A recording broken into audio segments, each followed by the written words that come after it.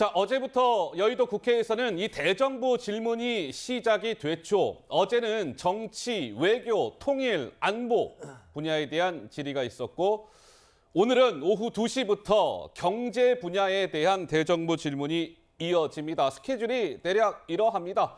어제는 말씀드린 것처럼 이런 분야에 대한 대정부 질문이 있었고 오늘은 오후 2시부터 경제 분야, 내일은 교육, 사회, 문화 분야에 대한 대정부 질문이 그러니까 사흘 동안 이렇게 진행이 되게 됩니다. 그런데요, 어제 국회 대정부 질문에는 한동훈 법무부 장관도 참석을 했는데 역시나 더불어민주당 의원들과 한동훈 법무부 장관 사이에 아주 신경전이 어느 때보다 뜨거웠습니다.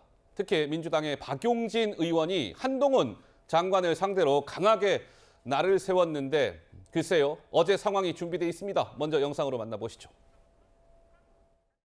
노웅래 의원을 그 긴 91일 동안에 단 한 번도 검찰은 부르지 않았습니다. 피의자에 대해서는 한 번도 직접 확인 수사를 안 해요. 그렇게 하는 게 말이 돼요? 위원님, 지금 녹음까지 있어가지고 구속할 수 있는 사안이고 구속해야 된다고 본 것이고요. 지난번에 우리가 처리한 체포동의안은 도대체 뭡니까? 우리를 갖고 논 거 아닙니까?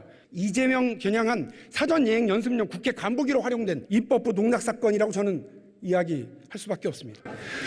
한동훈 장관이 주도한 너무 티나는 정치기획 수사라고 하는 건 우리 국민들도 저도 확실히 그건 알겠습니다. 하실 말씀 있습니까? 비하기 너무 심하시네요. 3.1절까지 껴가지고 방탄하신 거에 대한 반성을 하실 문제지 지금 이 부분에서 부르지 않았다고 비하기다? 에이, 저는 국민들께서 위원님 그렇게 말씀하시는 거 어떻게 보실지 걱정됩니다. 그러면 왜 체포영장을 보내요? 그냥 위원님. 수사해서 기소하시면 되지. 위원님. 이게 말이 됩니까? 위원님. 원래 불구속 수사가 원칙 아니에요? 위원님, 여기는 대정부 질문하는 자리지 답변하는 자리이기도 토론하는 하죠. 자리는 아닙니다. 그러니까 그 부분에 대해서는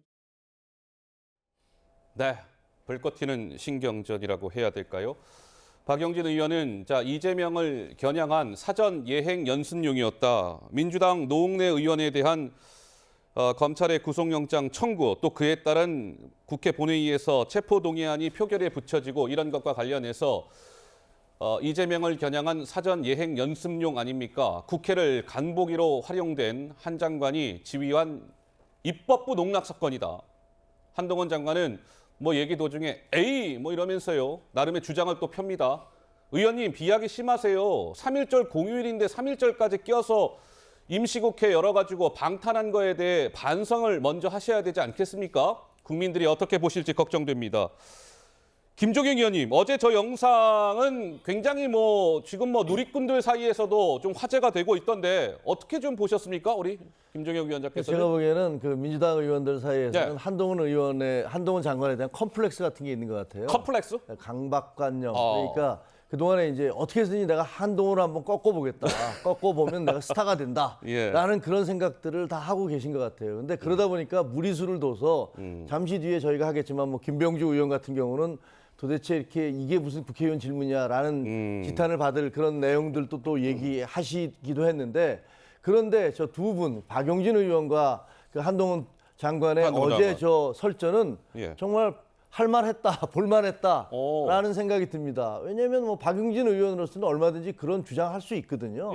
아니 왜 그 다음에 빨리 구속시키지 그 체포 동의안까지 그렇게 보내놓고서 왜 조사를 제대로 안 하느냐 이런 얘기 얼마든지 할 수 있는 거고 또 한동훈 법무부 장관도 아니 우리가 그 녹음이나 이런 증거가 다 있기 때문에 차곡차곡 준비해서 하는 건데 그걸 가지고 왜 우리를 압박하느냐 그리고 이거 체포 동의안 부결한 거에 대해서 그게 더 문제 있는 거 아니냐 이렇게 각자가 주장할 수 있는 그런 논리와 근거를 가지고 공방이 오갔기 때문에 저 공방은 얼마든지 있을 수 있다라고 생각을 합니다. 자, 이 박용진 의원과 한동훈 장관의 신경전의 모습은 조금 전에 저 모습뿐만이 아니었습니다. 그러니까 법무부의 인사검증 시스템 이 부분과 관련해서도 한동훈, 박용진, 한동훈 이 두 남자 간에 또 불꽃 튀는 신경전이 있었습니다. 이어서 영상 하나 보고 가시죠. 법무부가 이 오래된 사실을 인사정보관리단을 설치 운영하면서 몰랐다면 그것도 문제. 정치인 사태를 두고 제도적 문제를 탓하면서 유치이탈식으로 답변할 입장은 아니다 이 말씀이고요. 이 제도적 허점을 그냥 방치했던 장관의 예고된 정책 실패예요. 인사 관련해 가지고 이 인사 실패는 지난 정부도 많이 있었고 거기도 책임 내진 사과 이 비슷한 것도 한 적도 없습니다. 이 남 문제는- 얘기하지 마시고요. 이 본인 문제는- 얘기하시라고요. 아니요. 지금 본인 대한민국에 얘기. 살고 계지 않습니까? 의원님 원하는 대로 말씀드리는 건 아니잖아요. 인사 검증에 있어서만 어떤 의무를 확 올렸을 때 그럴 경우에 당연히 사찰 문제가 될 거예요. 그래요. 그러니까 법으로 이런 문제를 해야 국민들의 민의를 얻어서 하는 거지. 어떤 그걸 법을 무조건 만드시겠다는 한다고 취지예요? 사찰이라고 그러면 의원님, 되겠습니까? 어떤 법을 만드시겠다는 취지십니까? 제가 지금 왜 질문을 받아야 됩니까? 대정부 질문이에요. 답변을 대국회 하는 질문이 것이고요. 아니고요. 답을 하세요 그냥. 이전 정부가 어쩌고 그런 얘기 하실 필요 없다고요. 제가 물어보는 게 안 됩니까? 어떤 법을 말씀하시는 건지 물어보면 안 되는 거예요? 저하고 토론하고 싶으시면 별도의 방송에서든 그렇게 하자고요. 네, 영상을 저도 지금 보는데 빠져듭니다. 영상에 빠져들어요. 어허.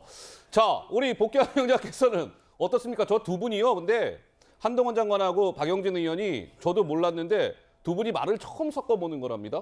근데 그게 대정부 질문 자리였어요. 그 한동훈 장관이 말을 참 잘하죠. 얄밉게 잘합니다. 지지자 편에서는 아이고 우리 편 말 잘한다 이렇게 칭찬받을 수 있는데 과연 중간에서 양 당을 지지하는 어떤 선입견 없이 봤을 때 예. 어떨까라고 봐야 되는데 사실 저 모습은 내각 책임제에서의 어떤 장관의 모습은 어울릴 수 있어요. 그런데 대통령 중심제에서의 장관의 저런 모습은 굉장히 낯선 모습이죠. 낯설다. 과거에 예.